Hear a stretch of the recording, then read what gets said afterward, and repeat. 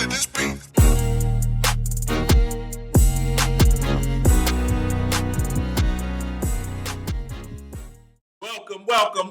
Welcome to another episode of Gamecocks Talk with Captain Will. I'm your boy, Captain Will. Make sure you like, make sure you share, make sure you subscribe. The Gamecocks Talk with Captain Will, so I can continue to bring you that gospel of Gamecocks every single day. You are now rocking with the best. And since you're rocking with the best, come rock with your boy, Captain Will. We got a good one today, y'all. We said we got a good one today, y'all. We are talking about recruiting. We're talking about South Carolina Gamecock women's basketball recruiting. That's what we're talking about.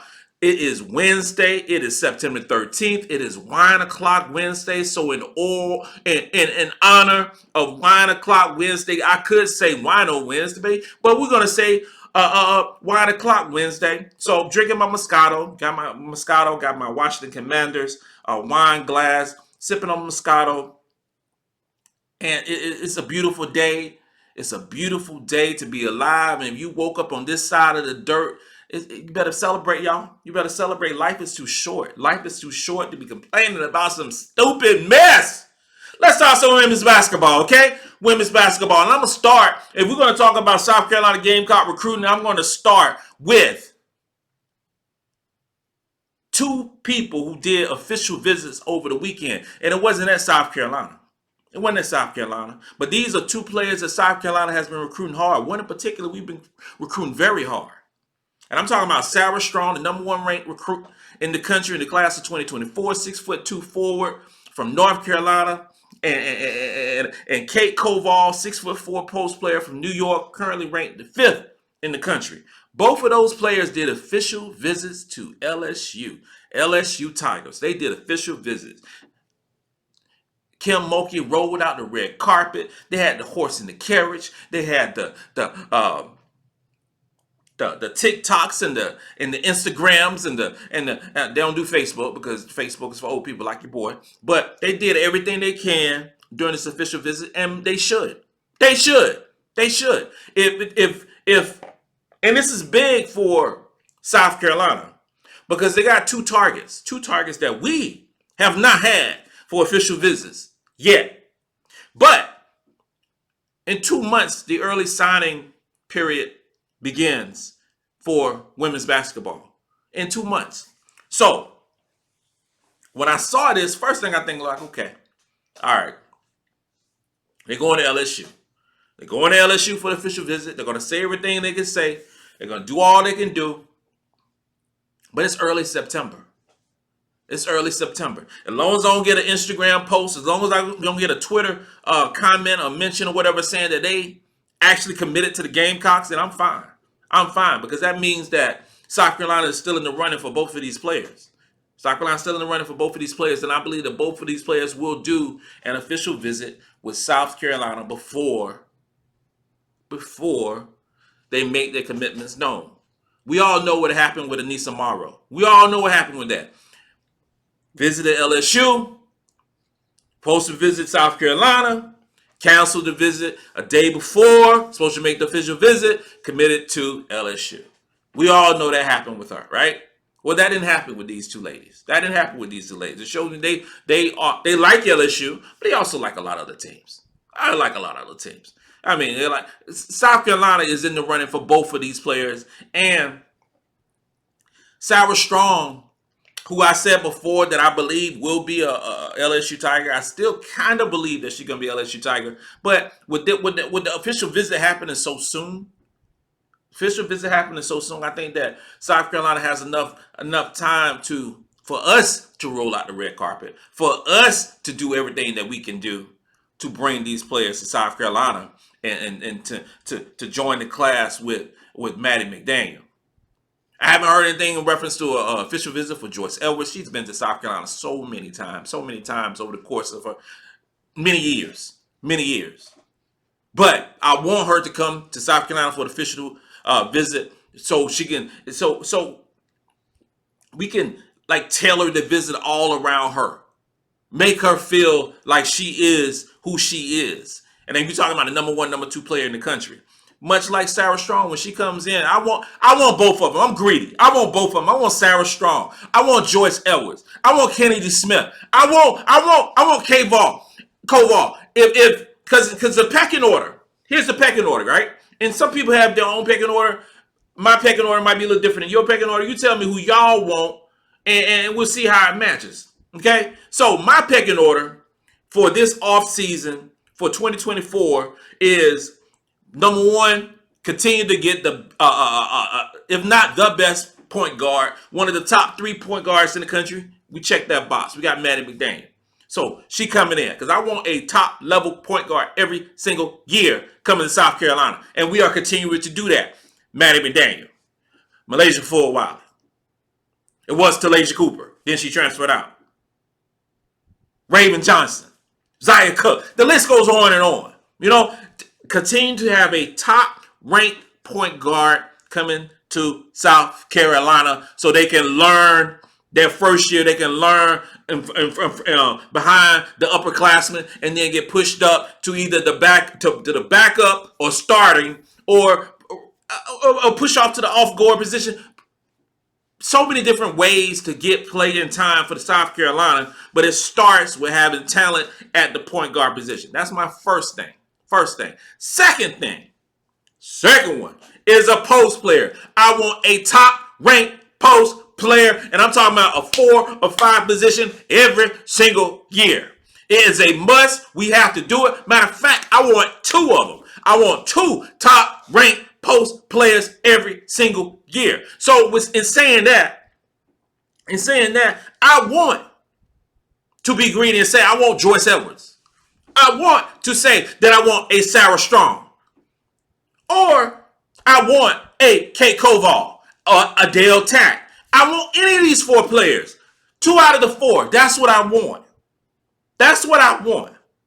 And 2 out of 4, I would be sleeping really, really nice after those commitments. Because it's going to show that we will have an abundance of post players to learn, to grow, to get better, and continue to pipeline to greatness. If we get a Joyce Edwards and a Sarah Strong, and I'm going to say that we're going to get one or 2 of those 4. So next year, if Camila Cardozo doesn't go to the W, we're talking Camila Cardozo coming back. I don't think Sakima Walker going anywhere. So he had Sakima Walker coming back. Sanaya Fagan will be a senior. Ashlyn Watkins will be a junior. Chloe Kitts will be a junior. Sanaya Ja will be a sophomore. So you're just moving the players up. And then you have a Joyce Edwards and a Kate Koval or a Kate Koval and a Sarah Strong, a Dale Tack and a Joyce Edwards. Whatever combination you have that be growing and learning. And then take their place later on. Much like now, with Aaliyah Boston is gone. Bree Bill is gone. Letitia Meeher is gone. All these players, Victoria Saxon is gone. And you got to have those players. You're going to have a Sanaya Fagan come in and a Bree Hall going to come in. Ashlyn Watkins going to come in. Chloe Kitts going to get time. That's how it's supposed to work. That's how great programs supposed to work. Transfer portal is great. Transfer portal I see as free agency for women's basketball. Free agency. But I don't want my team being made up of a whole bunch of transfers. I don't want that with my team. My team, I want fill a couple of holes. Fill a couple of holes that a team might need in the transfer portal. That's it. But the abundance of the players come from recruiting. That's where abundance of the players come from. So, and finally, I want a wing. I want a top level wing who can do it all, who can shoot 3, who can handle the ball, who can block shots, who can play defense. That's what I want. And I'm talking about a Kennedy Smith. That's who I want as my wing. That's who I want to be a South Carolina Gamecock. And I know she's from California.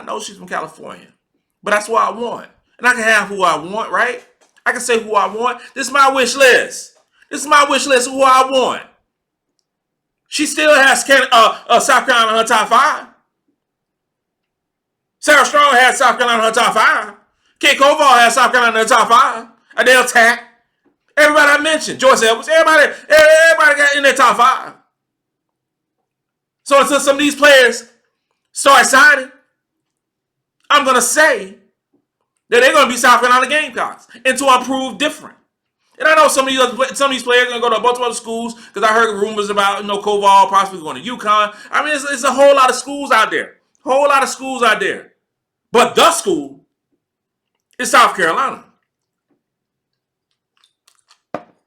We have that whole big old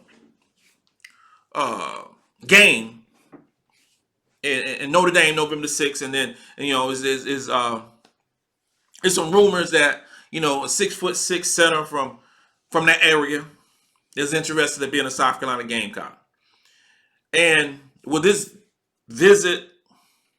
game also turn into a recruiting trip to try to get this player to become a Gamecock? All I know is 6'6" is 6'6". 6'6" is 6'6". And when I've been told, she's a really good player. And if it's one thing the South Carolina Gamecocks need is great players and players with really good size. She's 6'6". Camille Cardoza 6'7". Kimmy Walker 6'5". Sanaya Fagan 6'3", 6'3.5". We have some really good size on this team, and I don't want that to change. I don't want to change it to a small ball type lineup. We're recruiting, we're forgetting what brought us to the dance, and what brought us to the dance, regardless of the analytics or regardless of what college basketball is morphing into. I want to continue what brought us to the dance, and what brought us to the dance is having dominant inside players. I want to continue how the Asia Wilsons and the Leah Boston. And shout out to Leah Boston for winning the WNBA Rookie of the Year. Shout out. #1 pick in the WNBA draft. Dominant year for the Indiana Fever. Indiana Fever are going to be good. It's going to take some time, but it starts with having a player the caliber of an Aaliyah Boston, and then they're going to get another top pick next year. And that pick can be a number of players. It's too early to talk about who that top pick going to be next year, but that Indiana Fever will get a quality player next year to help out Aaliyah Boston. Aaliyah Boston is a special player in the WNBA. She was a special player at the University of South Carolina. Shout out to her. Just awesome. It's just WNBA playoffs will be starting up. Tonight. I think the Aces plays. We see Asia Wilson. I love Asia Wilson, of course. I love Kelsey Plum. I mean, they got a bomb team. So, WNBA. Another recruiting note to mention is Camden High School will be starting. I saw their schedule for the upcoming season, and they have multiple, I call them showcase games, or in tournaments and things. And I will be watching Joyce Edwards up close and personal this upcoming season. I will have more to talk to you about Joyce Edwards since she's a homegrown Carolina girl. I will be watching her, and I hope to get her on the show, and so we can talk about it, chop it up. Great person, great girl, and unbelievable talent. So that's coming out in the future. Also, when the season begins, I've been thinking about this right here. And the season begins, I'm gonna do it because one thing that we don't see pregame shows for women basketball on the YouTube. We barely see pregame shows for women's basketball on TV. You know what I'm saying? You see a little bit, but for every game that South Carolina plays, I will be doing a pregame show an hour before the game actually begins. So you will get an alert. Captain Will is going down with the pregame show an hour before the game. And then I will be doing an after show, an hour after game, to talk about it, to break it down. You know what would be dope? This would be dope right here. If I actually was able to get a couple players to call in, that would be amazing. That would be amazing to talk about a game. That would be crazy, right? That would be awesome. So we're going to do, when the season start, and then I'm going to do a call-in show, weekly. We're going to be putting out so much content to talk about women's basketball and to talk about South Carolina women's basketball and to continue to grow the platform of Gamecock women's basketball. And not only Gamecock women's basketball, because there's a lot of people from other teams, because I got a lot of folks from LSU, even though I talk crap about LSU. Real talk, LSU is a really good team. Really good team, and if LSU beats us, I'm going to do the boa thing. I'm going to wear a boa and a jersey of Angel Reese. I'm going to do that. But real talk, there's a lot of great people who watch me from LSU and UConn, from Hawaii and Iowa. I mean, so many different people. So I talk about South Carolina Gamecocks. That's my heart. That's what I do. But I also want to shine a light on just women's basketball in general, because there's not enough people talking about it. And not enough people talking about it. So I'm going to talk about it every chance I get. And as long as y'all allow me to talk about it, y'all continue to watch it, that's what I'm going to do. That's what I'm going to do. So this is going to be what's going down. We got a lot of things popping off in the next month or so. So just continue to watch, continue to like, continue to share, and just keep putting out Captain Will. Let's keep this thing going. I can't wait to do the call-in show because I really want to talk to y'all. This concludes another episode of Gamecocks Talk with Captain Will. I'm your boy, Captain Will. Make sure you like it, share it, and share. You're now rocking with the best. And since you're rocking with the best, come rock with your boy, Captain Will. Let's go.